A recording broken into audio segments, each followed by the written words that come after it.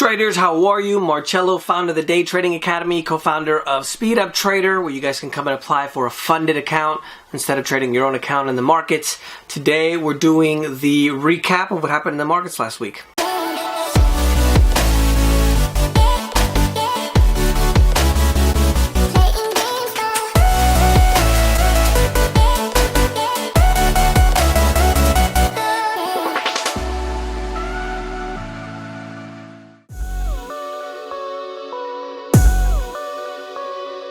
So we have a situation where, things are getting a little bit worse. There's a lot of bad numbers coming out about the first quarter, and also oil. If you guys saw from last week, it went negative, unprecedented in the industry. I did a video for you guys in regards to the oil, so I'll upload that this week so you can understand exactly what happened and why it happened. Don't forget to subscribe, hashtag Ask Marcello for all the questions, and also don't forget that we have the podcast available as well for you. So if you want to look for Day Trading Academy in iTunes or Spotify, it's definitely there if you want to look it up. If it's somewhere that you guys can't find it, let me know, and I'll be happy to go ahead and add it on there. On Monday, the U.S. stocks ended lower, with the situation with crude prices and the lack of progress with the new stimulus and the government.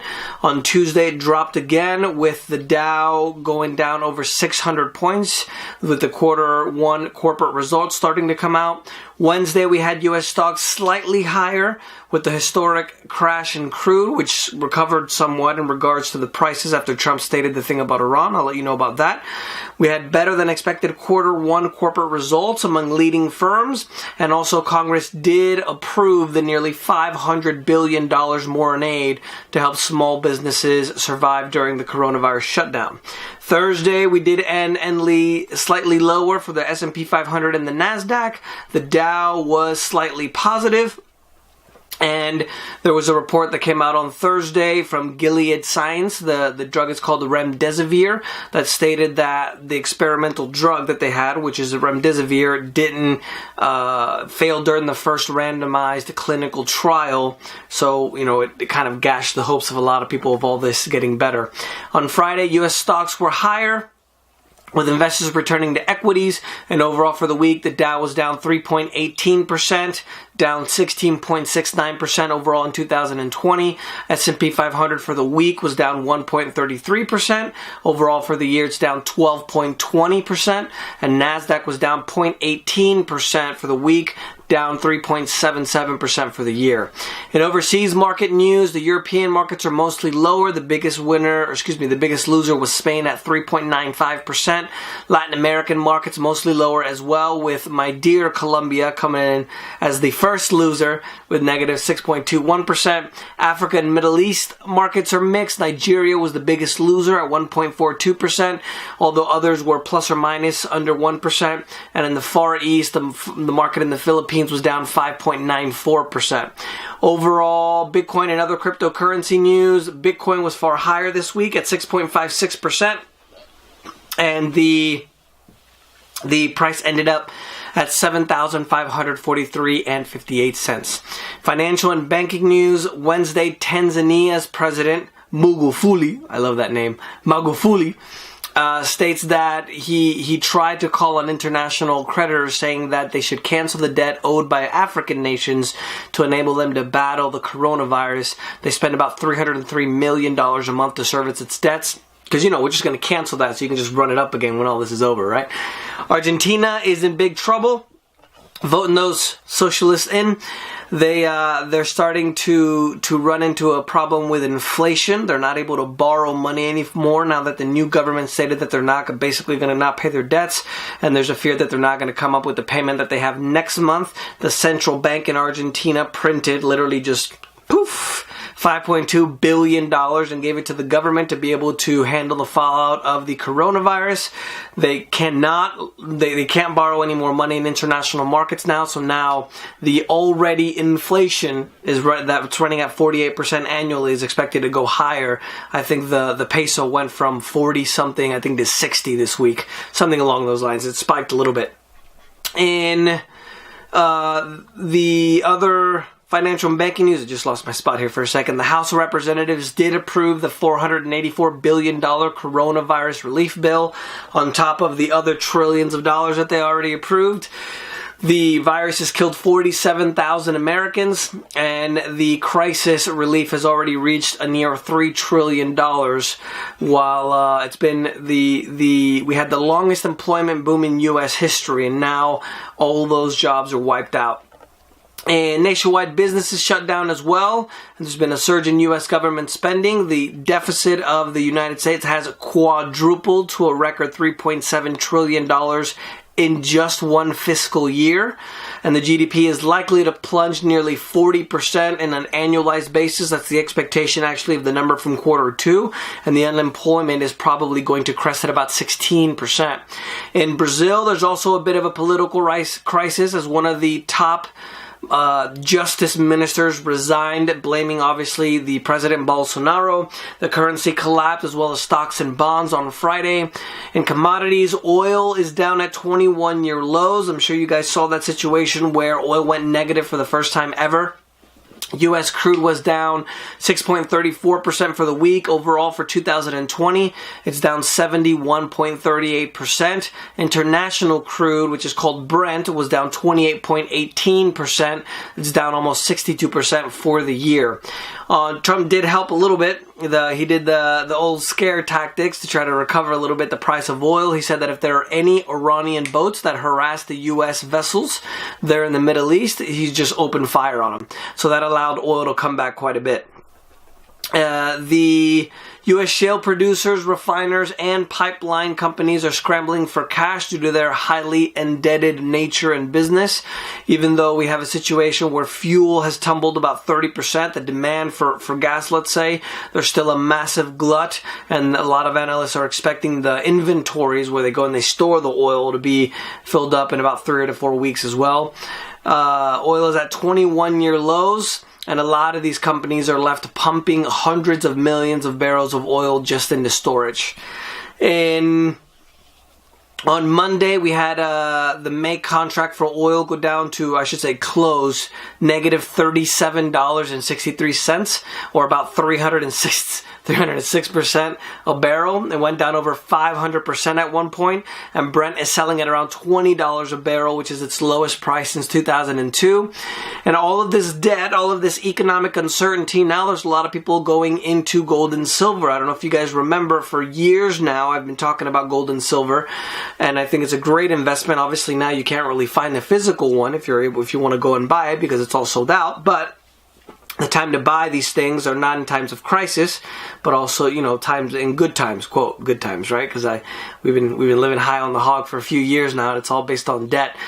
Bank of America is raising its 18-month gold target to $3,000 an ounce, or above 50% its existing price. For the week, gold went up 2.54%. It closed at $1,730. Silver is up 0.52% at $15.37. Political news: Trump on Monday signed an executive order to temporarily suspend immigration into the United States, likely to draw a lot of legal challenges, as, in these politics, especially with Trump, there's a lot of fighting back and forth.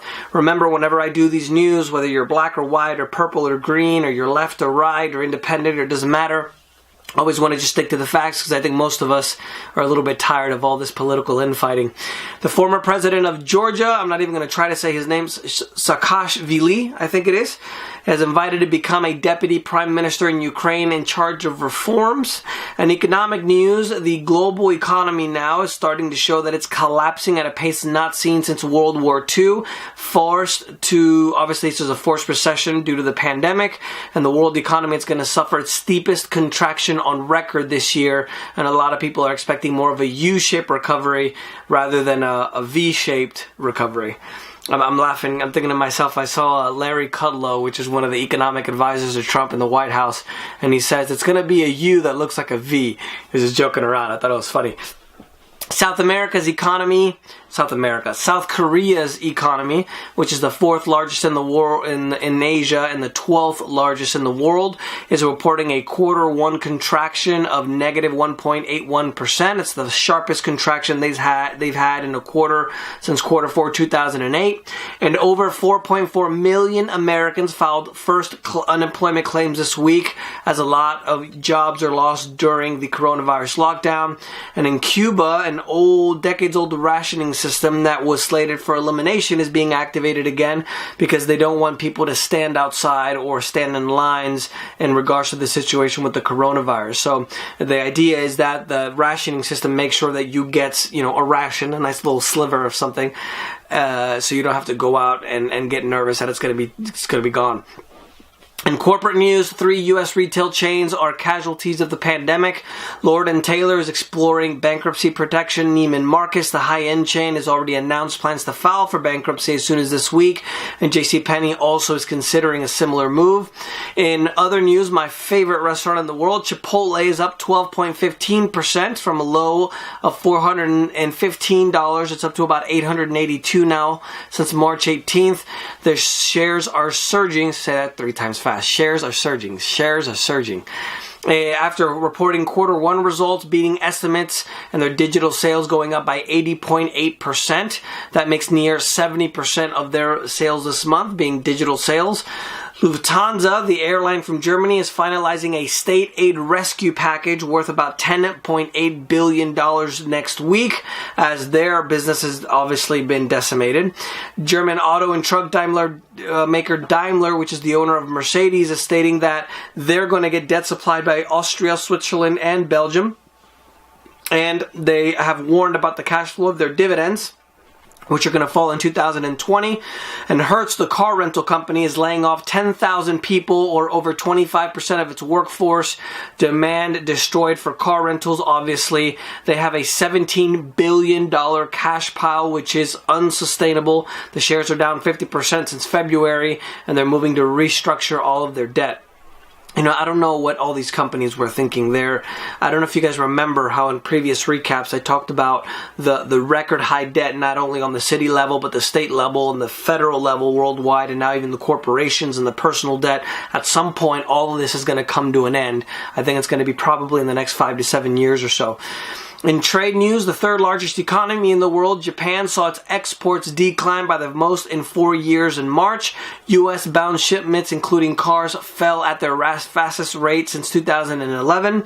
And in technology, Google is saying that all advertisers are going to have to complete a verification process before buying ad space on its platform, starting this summer to try to be a bit more transparent.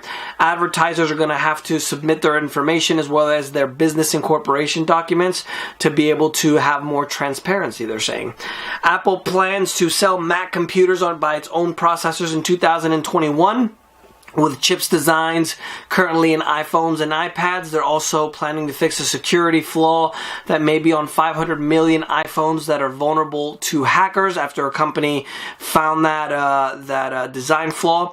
Other than that, on the 27th of May, 2 astronauts from NASA are going to get into a capsule that was designed to fit on the top of SpaceX Falcon 9 rocket. It's the first time that people are going to be sent into space with a private company, and the first time they're going to be sent from the U.S. territory since 2011. And in investment news, the combined wealth of billionaires, including Jeff Bezos, the founder of Amazon, and the founder of Tesla's Elon Musk, has increased nearly 10% since the pandemic of the coronavirus, during a period never seen. Alongside that same situation, we've had 26 million Americans have filed for unemployment, and in the last decade, wealth of U.S. billionaires spiked over 80.6% adjusted for inflation.